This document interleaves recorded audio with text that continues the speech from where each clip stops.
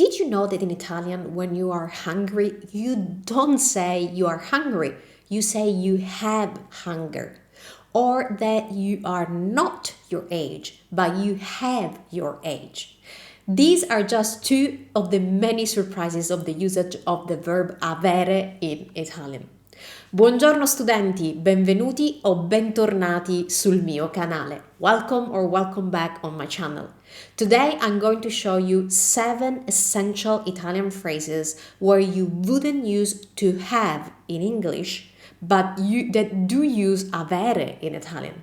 Now, these expressions are so common that you simply can't speak Italian without knowing them. Now, if you want to master Italian with these practical, real-life phrases that Italians use every single day, make sure to subscribe to my channel and enable notifications. You will get weekly lessons focusing on the Italian that you actually need. And at the end of the video, let me know in the comments which phrase surprised you the most. I always love to hear from you guys. Ok, iniziamo. Let's begin. So, expression number 1, espressione numero 1. Avere fame. Avere fame. Now, this means in English to be hungry, but literally we don't say to be hungry, we say to have hunger. So let's suppose you want to say, I'm hungry, let's go eat. In Italian, that would be ho fame, andiamo a mangiare. I have hunger, let's go to eat. Va bene? So remember, when talking about being hungry, we usually say ho fame, avere fame. Ok, espressione, frase numero 2. Let's take a little bit more space. Avere sete. Avere sete is like avere fame. Avere sete means to be thirsty, but we actually say to have thirst. That's how we say that. So let's suppose you want to say, if you are thirsty, take a glass of water. In Italian, we would say, if you have thirst, take a glass of water. So that would be, se hai sete,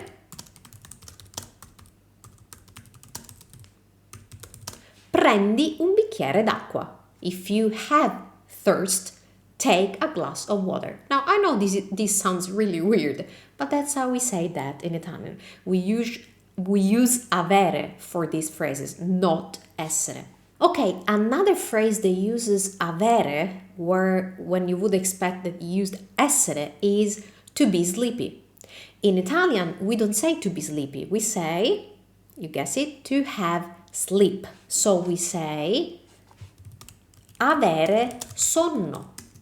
So if you want to say I am sleepy, you will not say I am sleepy. You will say I have sleep or sonno.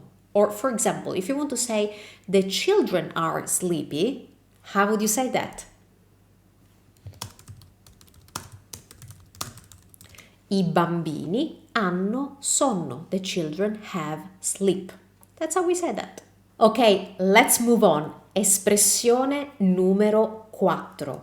To be cold. In Italian, doesn't use essere, but uses avere. So we say avere freddo. To have cold. That's how we say that. So for example, if you want to say, I'm cold, please close the window. We don't say sono freddo. That would mean that your body temperature is cold. If you are cold, you would say ho freddo. So, ho freddo, chiudi la finestra. Ho freddo, chiudi la finestra, per favore. Okay?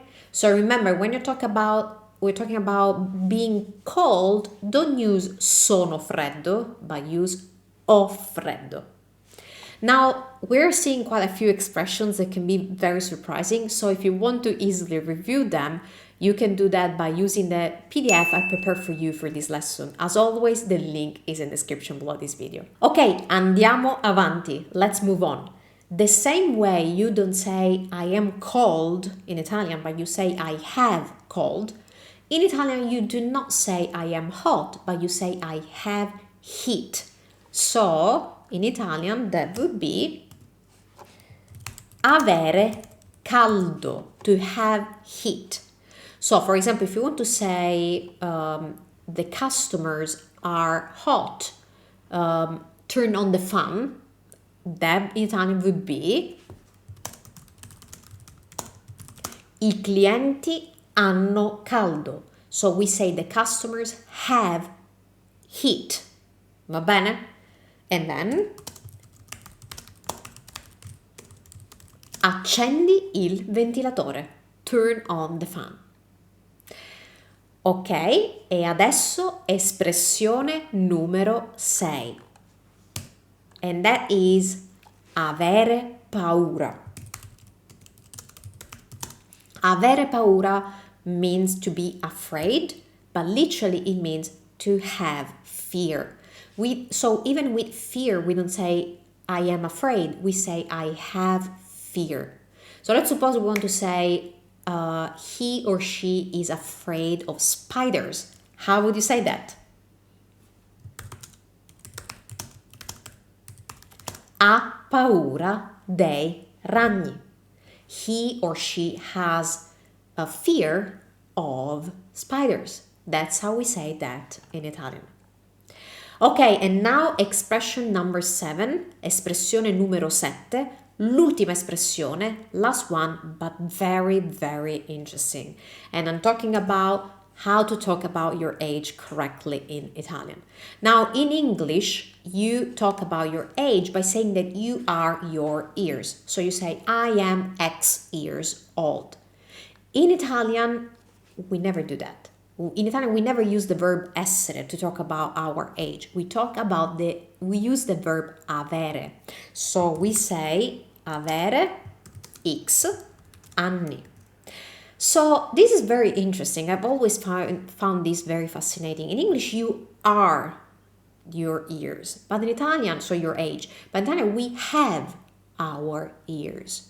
So for example, if you want to say the grandma is 92 years old, you don't say that in Italian. You say the grandma has 92 years. So when you use this expression, two important things. One, you need to use avere for age in Italian. And two, you must remember to use the word for years, which is anni in Italian. Why am I saying that? Because if you do the English way and you just say the grandma has 92, people will still be waiting for you to finish the sentence. Your grandma has 92 of what? La nonna ha, if you say la nonna ha 92, so let's type this. Okay, la nonna ha 92. People will be waiting for you to say, okay, la nonna ha 92 cosa? Galline? Chickens?